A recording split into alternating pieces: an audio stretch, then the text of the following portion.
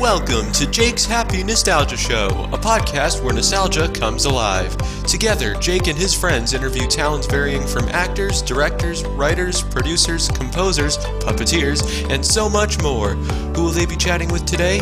Find out in this Jake's Happy Nostalgia Show episode. Hello, everyone, and welcome to another episode of Jake's Happy Nostalgia Show, where nostalgia comes alive. I'm one of your co-hosts, Matthew Johnson, and today with me are our other co-hosts, Wyatt McCullough, Chris Bixby, Matt Bingel, and his pal Marty Monster, and of course our host, Jake Deffinbaugh. How are you guys? Amazing. Great. How are you? How are you? I'm doing very good today. That's great. Who we got today, Matthew? And well, we're very excited about today's guest.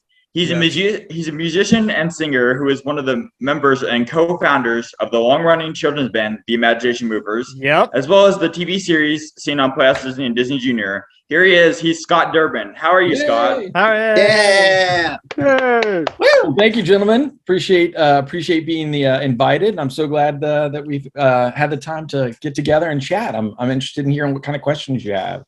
I know what question. I'm excited to hear your answers. Anyway, Matthew, what's the first question? Hold on.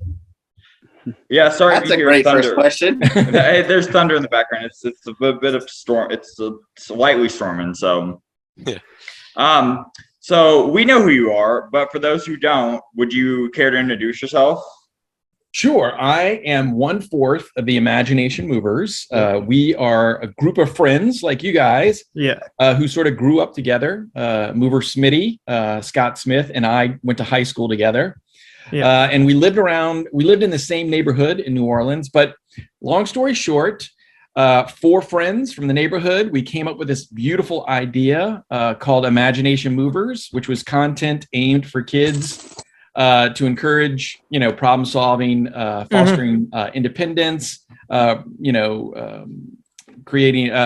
encouraging creativity, and music, of course, for the body and brain. And we were fortunate enough that we created this music, started playing shows. Disney came and found us. We made a TV show that people liked, and we've been creating content ever since, even post Disney. And so, I'm 1/4 of the Imagination Movers, and I'm also a assistant professor at the University of Louisiana at Lafayette. That's my other gig. Oh, wow. Nice. Nice. Really? So going back to the beginnings of the music and singing aspect, what got you into making music and singing? That's a great question. So, by nature, I'm a teacher. So that was my first job out of college I worked at Sam's pushing carts, collecting carts, which I actually loved. That was a very pastoral job. It was like when you go and cut your lawn, and then after you cut it, you can see this beautiful lawn. It's like simple pleasures like that I love. But I started teaching, and as a few years into my position, and I was a writing specialist at one parish here in the state of Louisiana, I noticed that there was a lack of creativity in kids.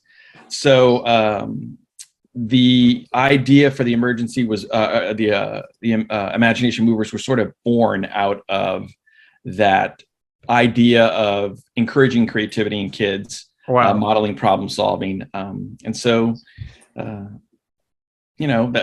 we kind of got together. I shared the idea with my friends at our children's birthday party, and they were bought in. I had a friend at a local PBS affiliate here in New Orleans, and we pitched them the idea for the show, and they loved it, but they didn't have any money. So we said, hey, if we create content, would you put it on? And they basically said, sure. So that is essentially sort of how we started getting, our experience as performers, as writers of music, and really, we kind of created music that we like to hear, but the lyrics were age and developmentally appropriate for our audience. Yeah, that's awesome. Cool. Nice. So who are some of your inspirations? I think obviously Fred Rogers. I mean, Mr. Rogers is an amazing person. He is the GOAT of all goats. So, I think he was definitely an inspiration because, I think the way he handled issues and the way he handled his audience was one that was always encouraging, uplifting, but he didn't dance around tough issues. And so, I always respected the way he handled the content that they delivered. And he did so in a way that was positive, even if you had to deal with tough issues again. There was always a source of, wanting to aspire to us being better than we are. And I think he's definitely an influence on me personally, and then professionally, just the way you handle and engage with people. There's so, the world, it can be heavy to begin with, that I think, there are opportunities for us to uplift one another instead of tear one another down. And I'm always for encouraging others, seeing others, do better, be better. And that'll be something that I'll continue to do until I can't. So. There you go. That's all. That's an amazing message to people. Yes. That's nice. So Jake, why don't you ask the next question? What's your favorite musical instrument to play? My favorite musical instrument is actually downstairs. It's so. Wow. If you ever watch the show, we all definitely did. We all do. We've seen the pilot too. So when you watch the show, I am the worst lip syncer or pretend player whenever they're doing, whenever we did the video. So of course here, I've got my little keyboard. Oh, nice. Hey. Oh, wow. And so nice. So, I'll play around, but on the show, it's really hard to play and sing and look at the camera and hit your marks and all that kind of stuff. So I was a terrible performer on the show. I was not the best lip syncer or anything like that. But going back to your question, my favorite instrument is the banjo. It's an nice. It's an amazing instrument. I played the mandolin. I played a little bit of keyboard, but I started playing the banjo about 4 years ago. And that's the one that I really enjoy playing right now. Nice. Awesome. Nice.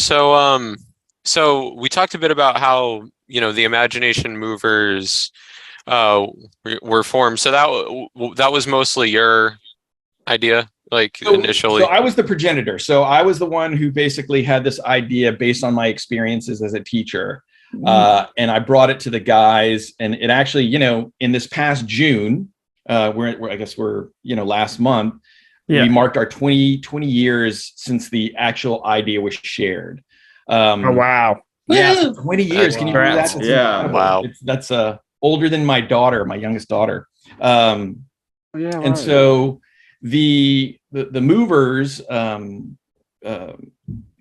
I shared the idea with the guys, I had sort of had an idea of of sort of the physical manifestation of a child's brain. So when you watch the TV show, the idea emergency is really a metaphor for the brain. That's why you can have so many different rooms. You can tell. You can have these fantastic rooms because it's all really part of a child's brain. And so when there was an idea emergency, that's when we would kind of be sort of for lack of a better description, the gears start turning in a kid's head of should I eat a healthy snack or should I eat a donut? Those kinds of things. And we were sort of the physical manifestation of that process. And so that's really the seed of the idea. Now, when I brought it to the guys, it evolved from there. And of course, the idea warehouse became more of a place. Yeah. But it's still a great metaphor. And there were different things that all of the guys added to the idea as it evolved. But for the most part, I brought the idea, that inkling of a seed, and they all sort of contributed, and it grew and grew and grew to what you get to see today on Disney Plus. Exactly. Yes. On Disney Plus. Do you have any specific fun memories from being a part of the Imagination Movers?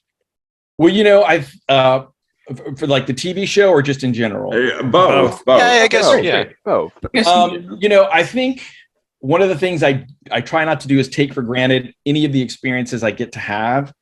Even talking with you gentlemen, I am so fortunate to be able to have something to say that you are interested in hearing. And so one of my big parts and one of the things that I enjoy is just the opportunity to travel, to meet people, to hopefully create a positive experience for others to enjoy. And, a big thing for us as movers is, creating an experience, whether it be the TV show or a concert, if you come and see us, that kind of parents can share together with their kids. So it's like a shared experience. And I think we built things into the show where you could watch it as a 5-year-old, as a 10-year-old, as a 15-year-old, and even, 35, whatever. Yeah. But there were parts to the show that operated on multiple layers. And one of the things that we always wanted to do was to not dumb down the content, to really kind of treat our audience as creators instead of consumers. So I think for me, one of the best things about being a mover is just the opportunity to leave the relationships and experiences that I have in a more positive way than maybe it had originally been. And then literally one of the cool experiences is performing, watching families kind of, dance to our music or sing along to songs. For the TV show, getting to really kind of act, I thought was great. The pirate episode. Yes. The director of that episode was the first director who allowed me to kind of improv during a scene, and I think that was kind of rewarding, being able to sort of kind of bring something else to what I was doing or what was written. So that was always great. Having those experiences where you can kind of bring a little bit more of what you had saw. I bet because I know you guys did it, the Make-A-Wish experience. It was fun as well because you actually had somebody visit the set. Yeah, we did. We've done a few Make-A-Wish situations. So that's always, if you can, like I said, take an experience that can be perceived as a negative and turn it into something that maybe can bring even some joy, a smile on a face that maybe needed it. Those are always rewarding situations. So I think the good thing about the movers is we're pretty much the guys you see in the sense of we enjoy what we do, and hopefully you see it in concert, you see it on the show that we enjoy doing what we do, and that's not always the case. So. Hey, Matt, Marty, Matt, and our good buddy Marty. You guys. Matt, Marty, how about you take the next question? My turn, human. Okay. That's the best. Oh wow! Oh my gosh! Wow! Oh, that's awesome. That's awesome. That got me off guard. I didn't even know what happened. You didn't see it? No. I saw it. No, Wyatt said you didn't see it. Oh, that's awesome. I see Julius. No, that's awesome. There's Warehouse Mouse. There you go. Anyway, Matt. I'm just back here watching. Okay. Yeah. Do you have a favorite? I'm sorry. Do you have a favorite song or album you've done for Imagination Movers? So my favorite song is the Robot Chase song. So that is one of my favorites, and probably because we mentioned dilithium crystals. So which, if you're a Star Trek fan, you're familiar with. That song is sort of like this great sort of electronic punk song. When we got into season 2 and season 3, we were writing a lot of songs to narrative. So, when we started the show, we had actually had 3 independent albums. And so we had the body of work that we could pull. So My Favorite Snack or What's in the Fridge. Yes. So or Stirred Up. Yeah, One More Book was on your first album. That's my favorite song. One More Book. Which one is that? One More Book. One More Book's an amazing song. Amazing. Yes. So all those songs were great video too. And when the writers were working and creating premises and getting us to give feedback, a lot of those songs were kind of in those first seasons and things. But towards the second season and third, we started writing songs for narrative. So if the premise came up, The Sensible Life of a Pirate. Yeah, exactly. And so we were like, hey, we need to write a pirate song. And so for the robot chase song was exactly that. We had this idea and we were going to be chasing a robot. So we wrote robot chase song, but it was like this really kind of punk song for me. And it was, the lyrics I think are super kind of like, I think anybody could enjoy it, college kids can enjoy it. And so it operates on a lot of different levels. Like, for young audiences, you got that, that beat, the driving beat. For other people, there's different cultural references if you like sci-fi and things like that. So for me, Robot Chase Song is definitely one of my favorite songs that we've done. And then as far as like albums, Rocko-Matic was all of the movers will probably say Rocko-Matic is one of our favorite albums. And the reason why is because season 3 was the first season we actually had songs that were rejected by Disney for whatever reason. Wow. And so like you have this song that you spend time and energy on, and it's a great song. And then it kind of goes through the chain of command and they're like, we don't feel this one for this particular episode or whatever. And so it kind of goes away. So on our first post Disney release, which is Rocko-Matic, a lot of the songs like Blast Off, Remember When, there's Dear Old Dad. Those are songs that were actually supposed to be meant for the show, but never made it because they were rejected for whatever reason. Yeah. So for us, that album is sort of like, first of all, it's got a great diverse group of songs like Dance Kung Fu and Blast Off and Little Red Wagon. So I think for us, it was kind of like this a wonderful celebration of songs that maybe we loved that others didn't find hit whatever it needed at the time. So that's awesome.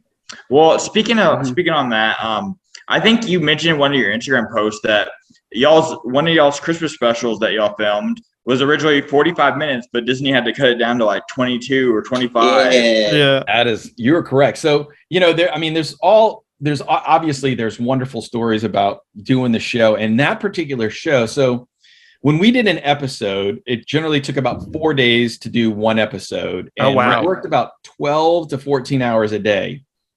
That particular Christmas episode or holiday episode, we were working really hard.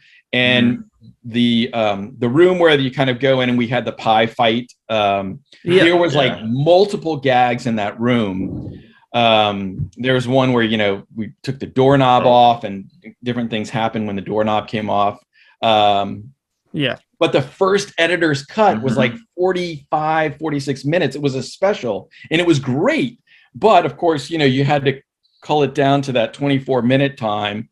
And so 20 minutes of that was left on the, the editing floor. And you would think that, it'd be really cool to kind of see that as a 45-minute special, Yeah. It'd be awesome to see it. Yeah. That'd be cool. Right, because there were some specials, like for example, the concert special. Yes. Yeah. So there were some specials, and I think even now, with children's programming in general, those kind of like evergreen shows, like if you have a show about like the holidays or something, or a Halloween show, those are like what I would consider evergreens because every season you can watch them again, even like the Charlie Brown Great Pumpkin. Exactly. And there's no reason why you couldn't extend it to have that kind of like be a cool special outside of the, the 24 minutes that it exists that you can see nowadays. But it would really be cool to kind of see that in its full thing. Because I think recently somebody put up on YouTube the actual original pilot. Yes. It's very good. Yeah, it's very different. The neat thing about that is that, when we created the show, a warehouse mouse was always a puppet. Now, of course, the original warehouse mouse looked more like a rat. And Dave made all of the puppets, any of the puppets that you ever see. Not the ones on the TV, not the ones on Disney, but anything that we've done non-Disney. Dave would make the puppets, like Catnip and Catnap that we did on License to Move. Those Dave made those, but he made the original warehouse mouse. So when we went to pilot, we were like, Warehouse Mouse needs to be a character as a puppet. And they wanted Warehouse Mouse to just be a mouse, like a real mouse. Like in the pilot, it's a real mouse. He is. Yeah. Oh yeah. And so, and then of course we had Jenna Ushkowitz, who later went on to play in the TV show Glee. She was the original Nina, but it was Carla. Yeah, it was Carla. Yeah. Yeah. And then we had a different Knit Knots. Yeah. And so when they went to tested, Callow and did for the actual show. when they tested the show, obviously, I think they saw the need for Warehouse Mouse, and as we had kind of suggested he be as a puppet, and of course, once that got finished, and we went to the first season with Wendy Callio as Nina, and then Kevin Carlson, who's a genius. Exactly. Yes, he is. Yes, we had kind of felt the form, and I think the only thing I'm a little sad about is that Knit Knots really didn't exist past season 1. Yeah.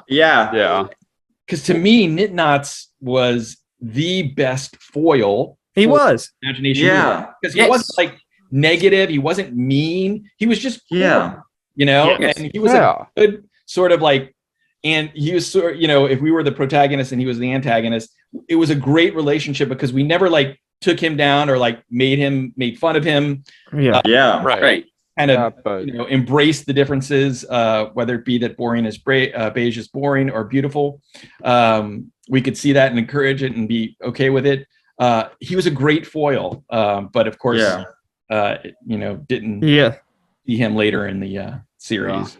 Yeah, go back to the pilot. Dave's hat was originally orange as well. Which in the outfit was blue and orange, and then the actual show. And then the logos were different also. Yeah. So the our original colors were orange and blue, and when we actually started the movers, each mover was associated with a color. So we always had the blue coveralls. I was blue and orange. Dave was blue and green.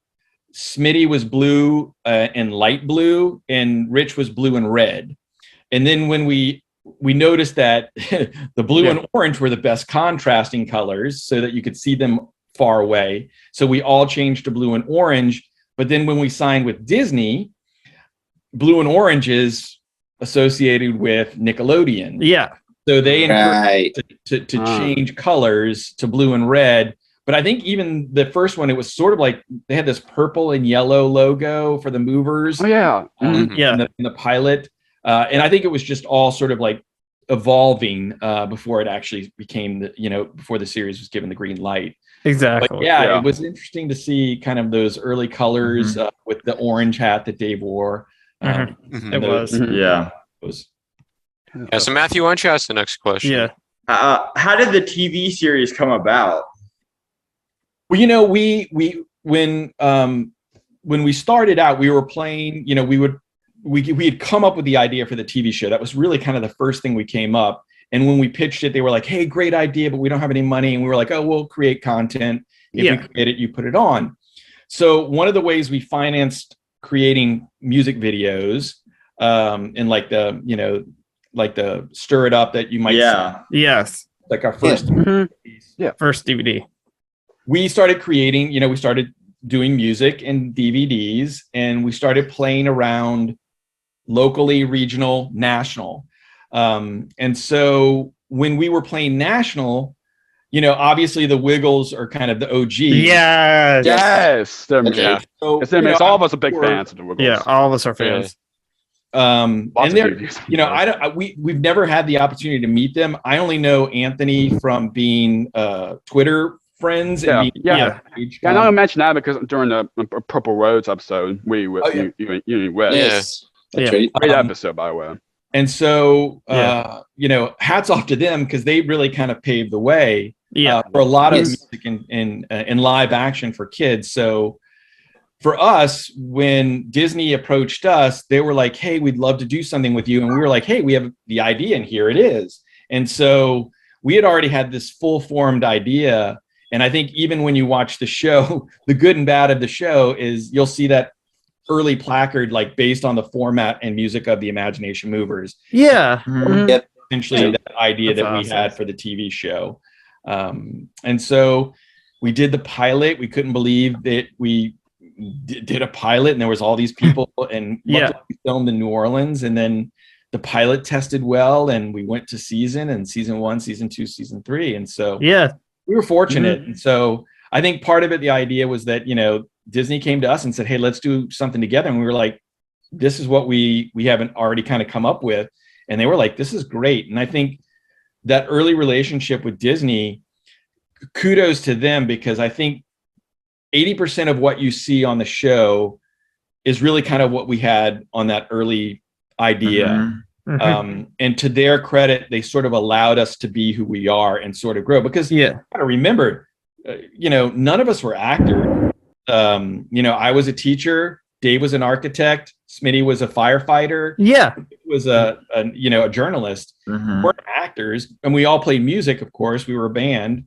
But you never know. It's like, hey, Chris, Jake, Matthew, Matt, Wyatt. I went to a TV show and not knowing if you guys can act. And so that was really kind of probably the big gamble.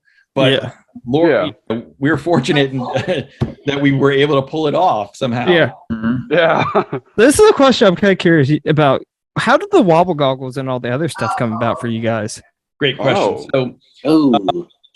So based on my experience as a teacher, we kind of can all acknowledge that everybody sort of learns differently, whether you're a visual learner or whether you're tactile. There's different ways and intelligences that we have that allow us to learn at a more natural way. And so for us, a lot of our like my Wobble goggles or Smitty's journal, Rich's scribble sticks, they were all ways of looking at a problem in different ways. So I was a visual learner, and so my Wobble goggles were sort of like an example of being a visual learner. And then each guy had their sort of kind of way of going about learning, or way of going about seeing how the problem was, so they could do it. That we could do it. That's awesome.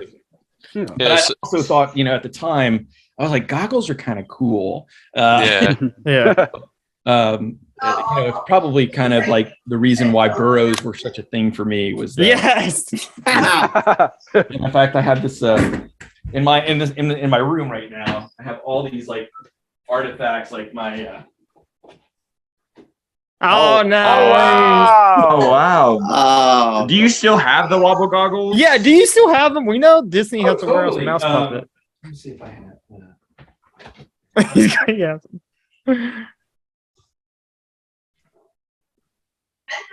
I have oh boy! So I actually have the ones that we used on the show.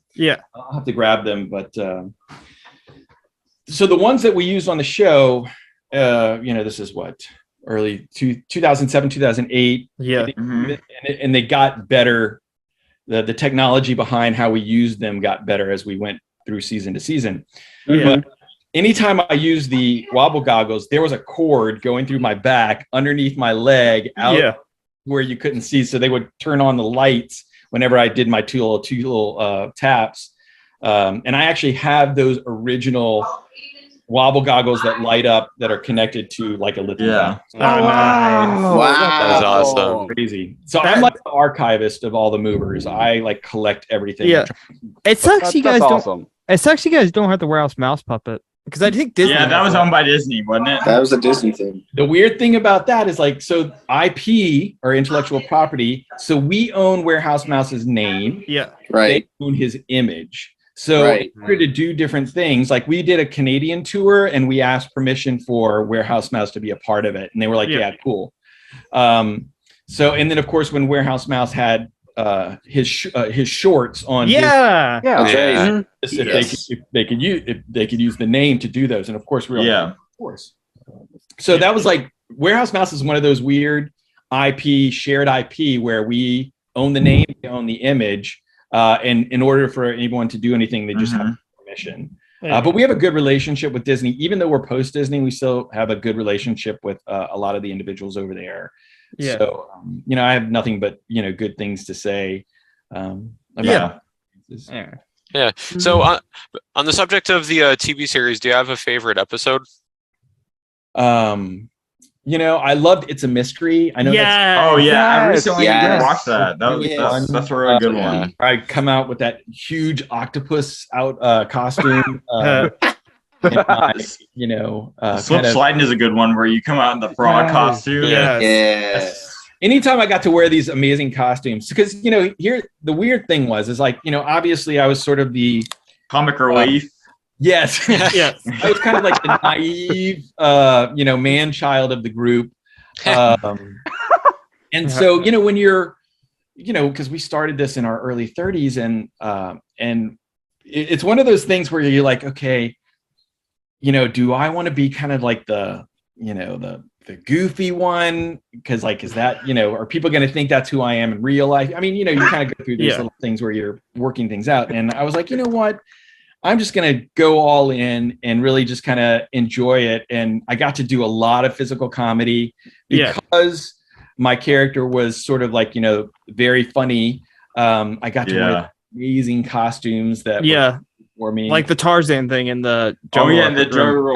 Yeah, it's in the jungle room. Amazing song. Yeah, the jungle room is an amazing song also. Yeah. Yes. So, I loved the character that I got to play. I loved the freedom that I got to with every season and every episode, got to do. Yeah. It was a great character and a great, enjoyable season. Yeah. Show to do. But I think for me, It's a Mystery was great. I love that scene where we're in camouflage and, dates with the logs, which is like a chair. And then Dave gets stuck in the glue. Yes. Yeah. That episode definitely comes to mind as one of my favorites. And, we had was wonderful to work with. And he also directed Bad Hair Day. Yes. Oh, that was a good one too. Yes. Yeah. That must have been fun to wear your hair like that. It was crazy because, it's funny because this is the first time you've ever seen I just shaved off all my hair and I've always been associated with the long hair. Right. We would get emails like, is that your real hair? And yes, it was long, it was my real hair. Now for that particular episode, there were times when I had to wear like a wig that had like triggers on it. So like when you little parts. Oh, so it would like pop up. Yes, so it would pop up. And so that was it was hard because if you've ever had to put like a wig that has movable parts, it was tough. Yeah. It was like but it's such a great episode, Yeah. Mm-hmm. Yeah, it was very funny. Yeah, the one funny. The Beanstalk one is as well. As we go up there and get Freddy Bear. Yeah. Yes. Do you still have Freddy Bear? Yeah, do you still have him? I do have Freddy Bear. God. Nice. Oh my gosh. Wait one second. I'll go grab Freddy Bear. Oh my god. My god. Oh my god. This is so great.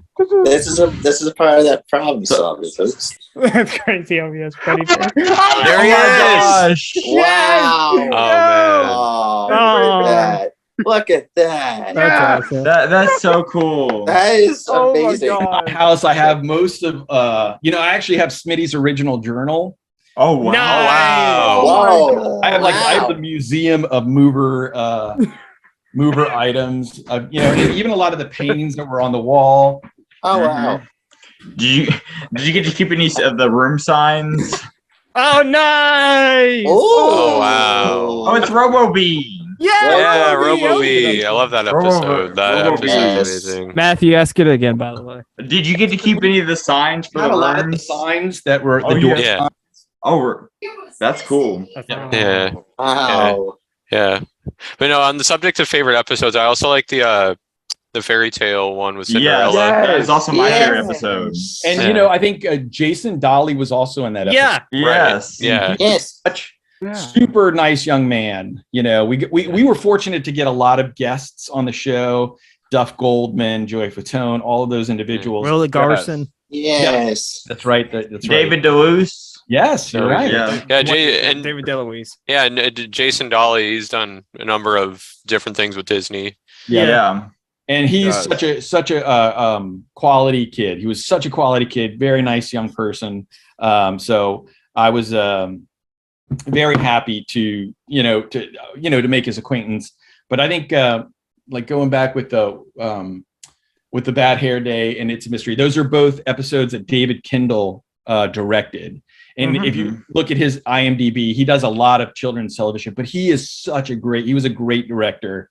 I really responded to a lot of the episodes that he had. Such he still is an amazing individual, but we'll have to get him on in the future. Yeah, definitely. Yeah, that would be amazing to get him on too. Such a good person. It's really nice when you have good people that you're working with as well. Well, one of my favorite episodes I remember growing up is Power Play. Yeah. There's just so many great episodes. And so many. Yeah. I mean, we could be here for hours. Yeah. Talk about favorite episodes. I can watch a show now and really enjoy it. It's like, like, I mean, I know, the show is for a demo that's like, we were actually we were considered a transitional property in the sense that we were the transition from like Mickey Mouse Clubhouse to Phineas. Yeah.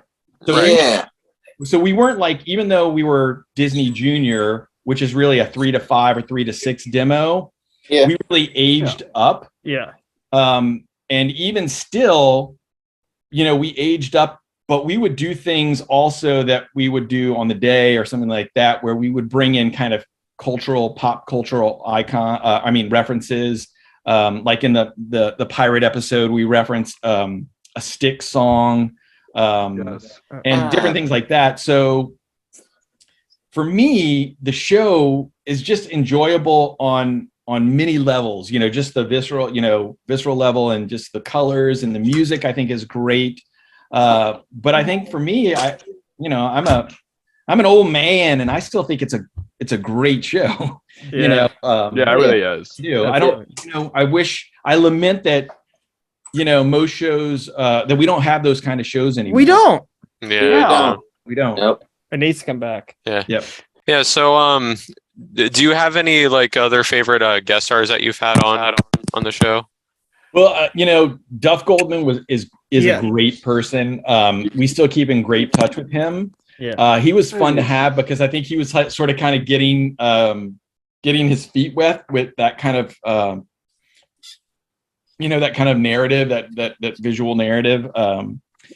So it was funny because I think one of my suggestions to a lot of the guests is, subtlety is not necessarily where you want to go. You kind of want to go big because it doesn't, I know this sounds strange, almost paradoxical, but it's like subtlety in children's programming doesn't really work, so you sort of have to kind of go big for that to kind of, whatever you're trying to convey to work.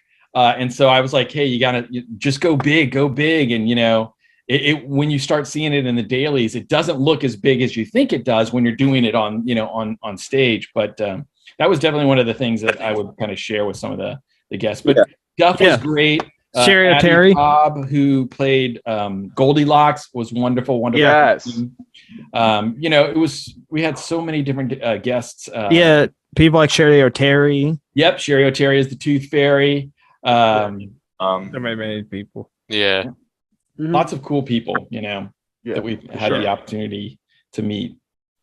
Yeah, Matt, why don't you ask the next question? Matt or Marty, you pick. Hi, Matt, I think you're muted. I can ask it. Yeah, Matt, we can't hear your body. What was your favorite room in the warehouse? The wind room. Yes. Yes.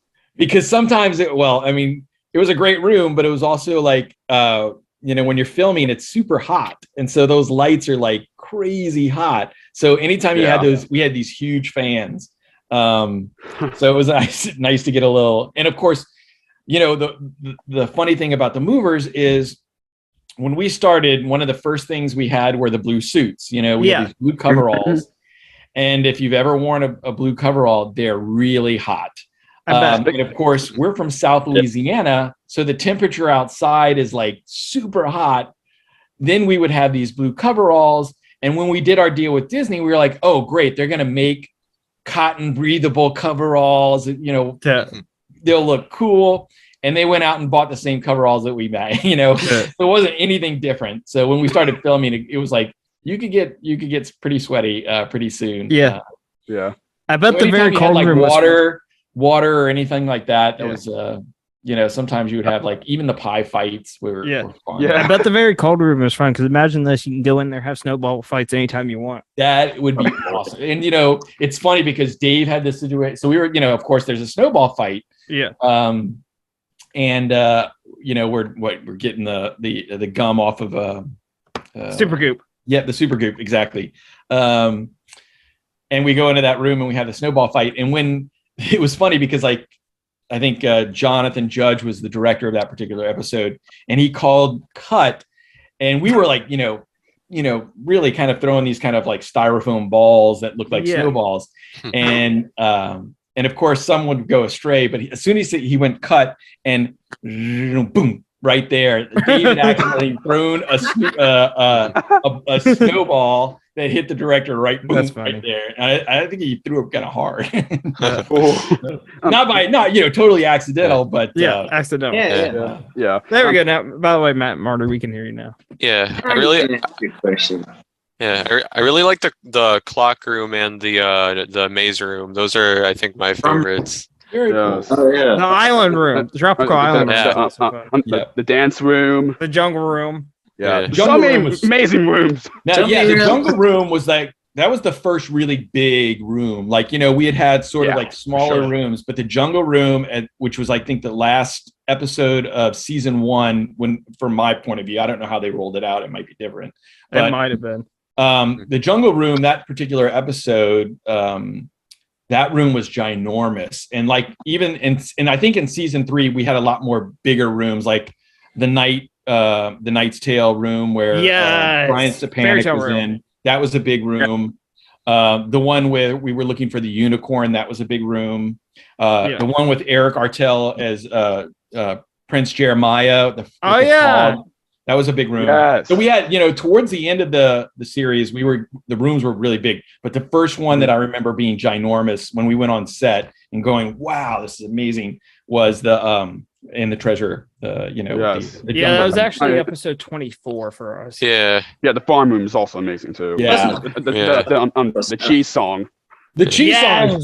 That's a great song. Yeah. I love that song. Yes. The clock room episode is one of my personal favorites from Imagination Movers, which is We Can Work Together. Love that song. Yes. Yep. Mm-hmm. In fact, so like I mentioned, we're celebrating 20 years. We celebrated 20 years June. And part of our celebration is we asked some of our favorite artists to cover a mover song. And so we're going to release this compilation soon. That's awesome. How's it feel for Imagination Movers to be turned 20 this year? Yeah. It's crazy. It's crazy to think. We're so fortunate that and the good thing is, and I think probably it's a testament to the other guys and who we are and what we do and what we're about, is that we remain friends before, during the kind of heyday, and then even now, we're good friends. And so I think that's a testament to the kind of show and really the heart of the show from the guys who really kind of came up with the idea. Yeah. Yes. So Matt, you can ask that question now, by the way. So we can hear you. So you've done many shows over the years in concert with the Imagination Movers. Do you have any favorite touring locations you've done? Oh, great question. I love going to Canada. I love going up there. We did a Canadian tour where we went from Victoria, the far west, to Newfoundland, and even up Nicolas Bay. And so we got to see all of Canada. And I loved going to, there's this place near Toronto called the Black Forest Inn, and it serves German food. So the cool things about like going to places is we always, as a group, will go and grab a bite to eat. And so we went and ate that particular restaurant, and it always holds, wonderful memories of visiting. So I love going to Canada. Yeah. We have a lot of Canadian fans. Nice. That's definitely a particular show that I remember. And then, of course, there's some shows where we were doing, a lot of people on the West Coast always like, hey, movers, please come out to the West Coast. And we don't do as much on the West Coast as we do on the East Coast, simply because the markets are so close together. So like, you could go to Boston and Philadelphia and New York and New Jersey, and they're totally different markets. And you don't have to drive very far. So like on the West Coast, you have to drive, you're going Los Angeles, then, Portland, and so it's the longer treks. And so it's more expensive to tour on the West Coast. But we drove in, and the romanticism of touring is tough, because you're basically going from tour bus to venue to tour bus to hotel, tour bus to venue, and it just repeats. And sometimes you'll get a day off. But we got into this city at maybe 2 a.m, 3 a.m. We go into the hotel, we crash out. We don't know where we are. We're near San Diego, I think. We wake up, and then we're basically on the beach, where the Pacific Ocean's right there. And I remember that being like, oh, this is so nice. This is exactly what I needed, not to be in a bus or a venue or a hotel, just to be right there on the beach. So I remember it was around San Diego. That's awesome. Yeah. We've also performed at. Oh, go ahead, Jake. Speaking of shows, I've heard, we know that we actually previously interviewed Genevieve Goings. DC was actually did open for your show. How does that? That was a great tour, because we had Choo Choo Soul opened up for us, and I think we played like 40 something dates with them, and which is great because again, like when you get to work with quality people, it makes the experience that much more enjoyable.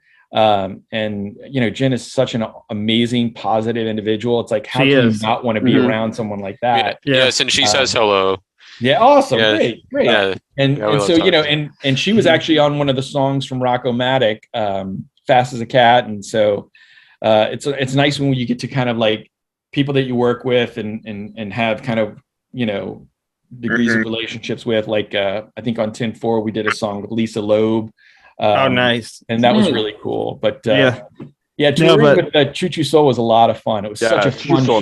Oh, yes. Genevieve's definitely amazing. Her and Matt are working on a collab together. Yeah, we're working on a collab. Yeah, it's gonna be a great time. We look forward to it. Yeah. I know the Movers have also performed at Sesame Place as well. Yeah. Pennsylvania. Yes. Yeah, so we, I know that they did a lot of Choo Choo Soul and Genevieve have done a lot of shows at Sesame Place. We did a lot of shows there, so that there's a place that we would go always eat after the show, Langhorne in Langhorne.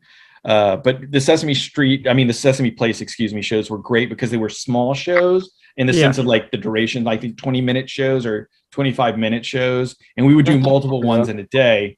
But it was great because you go in and you sort of play all the biggest hits. And so, you'd play the theme song and Shakeable You and Jump Up.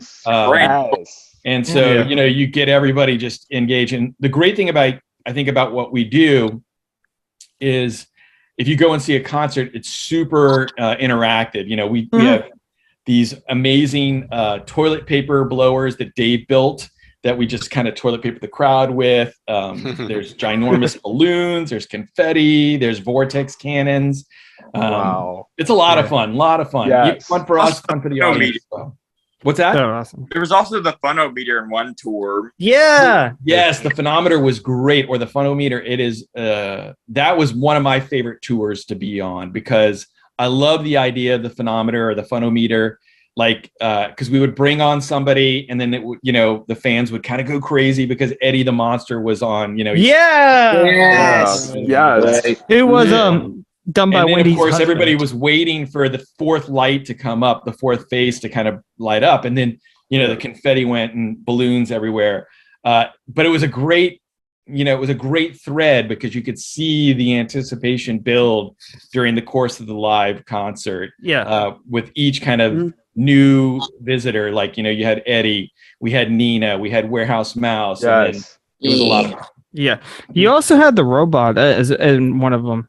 That's right. We had Rocco from the Rocco-matic tour, which was great because one of those things when you're like talking about like memories that sort of like kind of burn in your brain is when we did that tour, you know, Rocco was like a 15 to 18 foot robot, you know, I mean, really, and his belly was a computer screen and his arms were movable, you know, the head can, you know, swivel.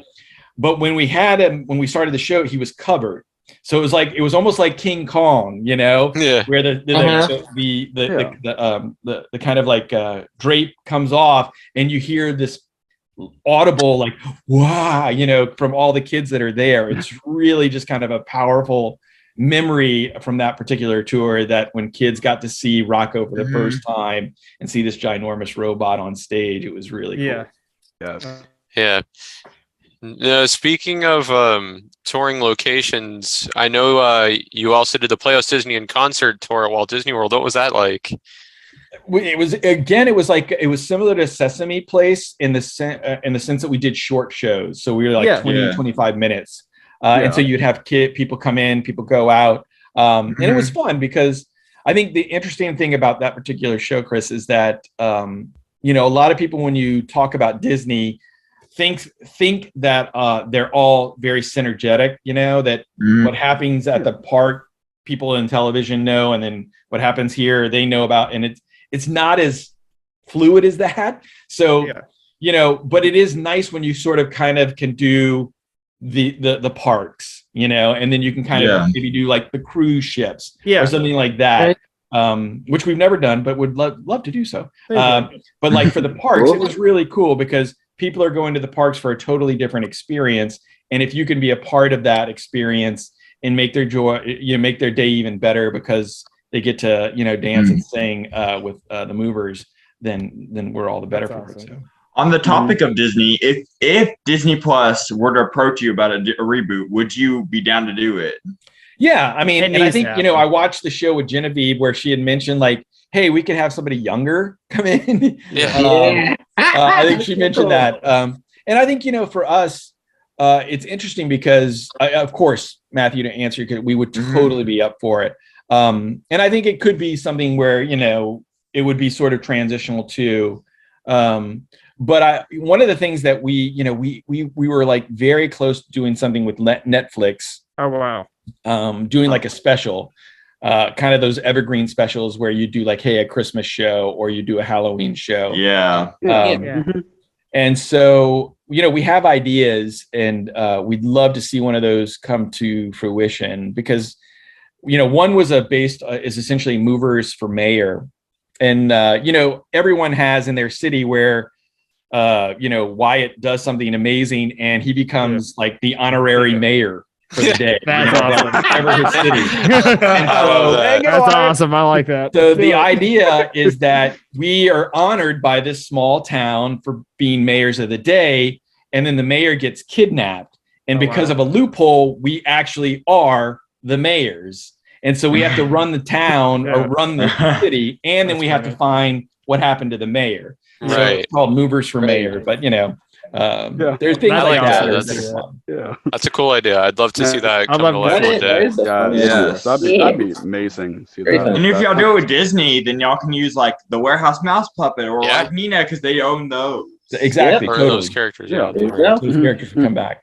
Yeah. Or you could have the sets back if they're still around. You know, when we did the show, we had, unfortunately, you know, we filmed the show in New Orleans, which is where we're from. All the guys. And so we got to film the show in our hometown and it was post Katrina. So it was really helped with the rebuilding of the city and gave a lot of wonderful people and creative people that are from our area jobs. Speaking to what you said, the set designers, the set builders, super creative people because, you know, I think the idea warehouse is so visual. I mean, you can close your eyes and you can picture where everything is, you know, because of the wonderful talents that those individuals shared with everyone and what they created on behalf of the TV show that we put together. Yeah. I also have another question. Were there any rooms that y'all created but never made it onto the show? Well, there were definitely premises. So there were like the one show that we came up with, the movers, because we were co-executive producers. So that meant we could come up with premises. We would also be included on all of the drafts. So we could give notes from the writers, when we started getting drafts. So we came up with a premise that never made it to really kind of first draft, but we thought it was a great idea. And the idea is that a local TV reporter was coming to the Idea Warehouse to talk about how great the Imagination Movers are problem solvers. What great problem solvers we are. Meanwhile, two of us accidentally get locked in one of our rooms. Oh, wow. And we can't get out. That's so great. No. So two of the movers are trying to, and it's like one of those situations where they'll leave and they'll come back sort of dressed like the other two that are locked in the room. That's so great. I don't know why. That's hilarious. Make it an episode, please. Meanwhile, the two guys are trying to, get out of the room. And so it's this kind of like wonderful convergence of like, what's going to happen, So,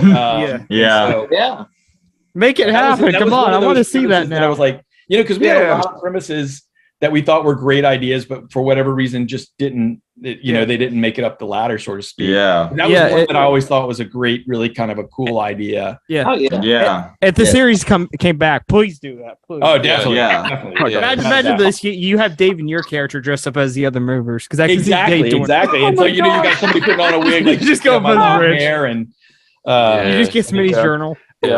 So you get their original journal, bring it on. That's it. and also speaking of shows, I know Steve and Joe were actually on stage with you at one point. How does that? That was great. All those are big Blue's Clues fans, by the way. Great show. And those dudes are super nice. It was kind of one of those things where it was like, it was a post-Katrina situation, and we were doing like a show for a lot of displaced families. And it was one of those rare opportunities where Disney and Nickelodeon sort of came together and worked on behalf of all of the families that needed that kind of uplifting entertainment for their children and themselves. It's great to do that, And so Steve and Joe, joined us on stage for a jam. And of course, Steve can play guitar. I mean, Steve is like really an accomplished player. I know after his time in Blue's Clues, I know he was a part of the band. And so he actually had music that he released after, I think, his stint with Blue's Clues. And so it was really cool. It was really cool to just jam. And, we gave Donovan, because early when we were performing live, we actually had trash can drums. And so he was like just banging with these kind of sawed off broomsticks on these big old trash cans. Donovan was, and so it was lots of fun little memories. And another special guest mentioned, I saw on Instagram you went to post a picture that y'all were with Raven Simone. We did. We did this. There was a Disney music block party idea that had early in our kind of career. I guess it was 2007, 2008.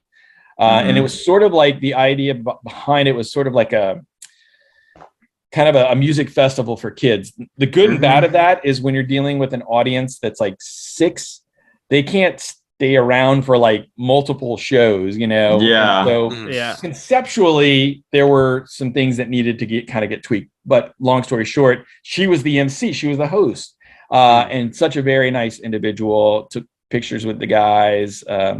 We would travel sometimes with our horn section. Shout out to the Bucktown All-Stars in New Orleans. And so just lots of fun. You get to meet people, even when we were touring, we had, Chris Rock visited us. And I saw you post a picture of that too. That was awesome. Conan O'Brien and a lot of like cool individuals came to us. That's awesome. We got to meet. So awesome. So now, obviously, being a musician and singer, there must, some difficulties must, come from that. What would you say is the most difficult part about being a musician and singer? Well, for me, it was doing anything like pretending to sing and play while on the show. It was always tough for me to do. It's like, if we're actually doing it, I can do it. But like when you're going to a track and you're not making the sounds, it's just a weird kind of I don't know, for whatever reason, it was just my brain did not, fire off when we were doing it. It was so hard to kind of like try to not sing, but mouth the words, like, lip sync. I think for us, we, from early on, I think we made a commitment to perform music. Yeah. And so, whenever we perform, we play the music you hear. And so that was always important, that kids could see us as being the creators of the music they heard. Yeah.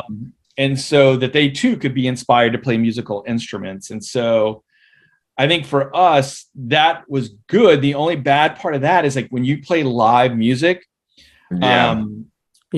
the perception is you are louder than you are. Like when we would go and tour, we could not go above a certain decibel level, like, simply because of the ears of our audience members. So we couldn't go over a certain amount, but you would never know that if you were in the audience, that we couldn't go over that. And then if somebody's sensitive to loud music or music, like live music, then they might feel that it's louder than it is. So you would occasionally get like emails like, oh, it's a very loud show, when actually we would never go over the decibel that would, be a deterrent for people of that, whatever their developmental age were. So that was the only kind of, stinker bean of the whole situation, was like when you played live and then you'd have one or two people that thought you played louder than you did. That makes sense. Yeah. Mm-hmm. So do you have any advice for people who want to get into making music or singing? I think the thing is just to start doing it, and to know that two things: to allow yourself to fail, because failure is informs future, and I think that's a key, because you need to allow yourself to fall flat on your face. Like it's like a comedian who tells a joke and it doesn't go anywhere. It's like, okay, well then I know that joke doesn't work, or I need to tweak it. And that informs future, because it could be the genesis of a great joke. And I think music is similar. It's like, it's going to take practice. It's going to take time. It's not going to be like that tomorrow. Like, I'm going to pick up a banjo and learn it, and 2 weeks from now I'm going to be playing on stage. So I think there needs to be a realistic expectation and a devotion to the practice and the art and the craft.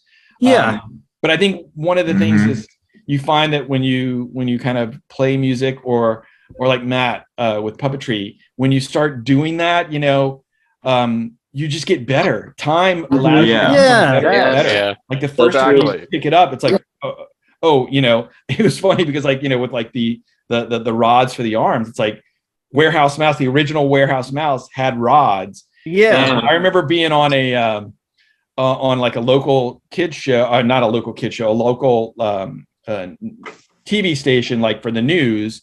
And I had Warehouse Mouse, and I would open Warehouse mouth and my mouth would open. So I was not doing a good job of like kind of like doing my ventriloquism, or sort of like, making it feel like, but you learn, you learn. I think so. Going back to your question, I think allowing yourself to fail, because failure helps inform future action. And then knowing that it's not going to happen overnight. It's going to take some time. Yes. Can you share any of any projects you and the Movers are working on now? Yeah. So great. So like I said, we're celebrating 20th anniversary for this year. We're going to release 2 releases. One's going to be a compilation. So like, I know Chris had mentioned We Can Work Together as one of the songs that he enjoyed. One More Book for Me.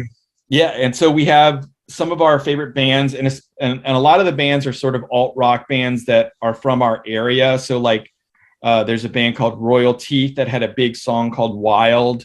They're covering We Can Work Together. Some other bands are covering other songs. So we're going to release that this year. And then we're also working on new material, new music videos. We'll release that this year. I listened to Happy, and it's a very good song. Yeah, Happy is a great song. Happy is fun because that was the first music video I directed, and so nice. I reached out on that. Thank you. I reached out to Kevin Carlson, Warehouse Mouse. So he did all the puppetry for that particular video. Oh, wow. So that was sort of a joint, awesome. it was kind of like calling the old band back and say, hey, Kevin, I need your help. And so he did all of the puppetry, brought it to me. I worked with the movers, did the other idea. And really the idea behind Happy is puppets are watching television of us and we're watching television of puppets. And so it's kind of like this back and forth of like these two worlds and then colliding. But Happy's such a fun song, It is. Yes. It is. Yes, it really is. Yes, definitely. So what would you like to say to your fans and supporters? Well, keep supporting, stream our music, watch the show on Disney Plus, support guys like you. I mean, kudos to you for doing what you do and being creators. Because, a lot of people can just consume, and not create. And I think that's one of the things we've always encouraged is go out there and create, because we need we need that's what really kind of gives the magic to, our day in and day out. And it's what takes our ordinary and makes it extraordinary as creators. That's awesome. So that would be my word of advice. There you go. Be creators, continue creating, and learn. It's like, I think as an educator, people are so wound on like making an A and making the best grade. And and I think part of it is like, you just got to be earnest and you got to like know that, hey, it's going to take time for something, take time more when you think more than you think of. And we all kind of move in different, in different lanes, and it might take Chris, 2 weeks to become a ninja on the banjo, and it might take Matthew 2 years. So, but if you enjoy playing the banjo, what's the difference? Exactly. Yeah. I know. Speaking of music, Matt over here is a musician himself. He's working on an album of his own, and he is a keyboard player. Nice. He plays keyboard. Yeah, he actually composed the music for the anniversary special. Yeah, excellent. Yeah, we did. Yeah. Check out our anniversary special. It's awesome. What Really, software? really fun to do. Matt, Did you do it on like? Matt, you got a question? What software did you use to record? Actually, shut up, phone. We're answering a question. This has happened. I don't know what, 3 times now. Probably. I use a few different softwares. Mostly for recording, I use Audacity. Yeah. Okay. Which all of us. Yeah. We use Audacity. Yeah. Now I had another question. Oh, you did? Yes, I did. When you're teaching, do you always get like the shock reactions, like, oh my God, you were one of the imagination movers? Yes. So because we've been around, we've been around for 20 years. I have students who I teach who came and saw us when they were like 6, So it is kind of crazy. And they're like, "You're Mover Scott." Yeah, exactly. Now I don't know if they'll be able to recognize me now, because I mean, I've always had long hair, for a long time. Yeah. And then this summer it was just unbearable, so I just shaved it off. But I mean, I've actually shaved my head before, because I used to have like the little mohawk. Yeah. Oh yeah, that's right. Yeah. Correct. Yes. That's right. But not on the show. On the show, I was always had long hair. So Yeah. Anniversary special. Yeah. This podcast turns 1. Turned a It year. already turned a year. So we were doing this for a year. It already crazy. turned a year. We aired our anniversary special not that long. If you folks have not watched it, please do. Please It do. is That's amazing. wonderful. It's really good. Matt, you did a great job on the special. Thank you. Yes. Wonderful guests. Wonderful friends of Matt's have been on. Yeah. Wonderful. We still got more coming. We got more coming. Yes. Yeah. We got a I lot mean, more and coming.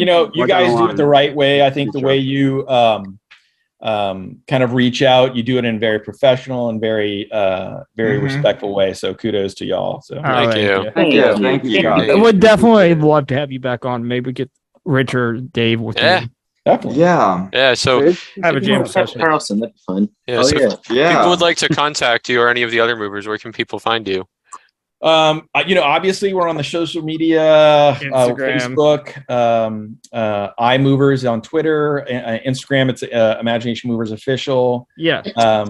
Those are all of our officials. And then, of course, if you want to check out like Rich does music on his own, you can follow me also on Twitter. Nice. And I'll do it after. Instagram and stuff like that. And I think the one thing I'll probably tease this is like, so we haven't really done much with TikTok.